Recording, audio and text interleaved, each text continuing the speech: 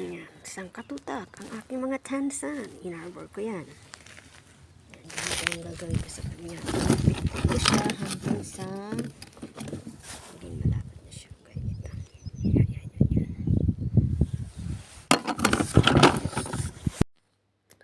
Ayan. O, diba?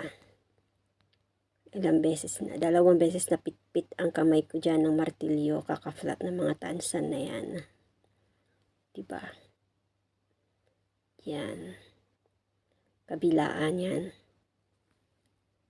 Kabilaan, syempre, hindi siya ganun kadali, pero carry bells naman. Okay, okay. Saya-sayo.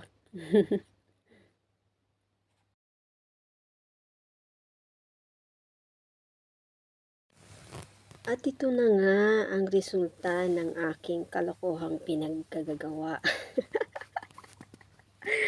Okay, gawa sa damo, pati si Jose at Maria at Jesus.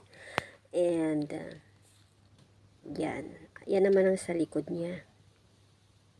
Diba? Pinaghirapan ko yan. Ako po.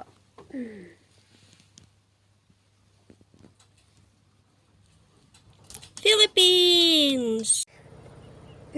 Nakakangaalay.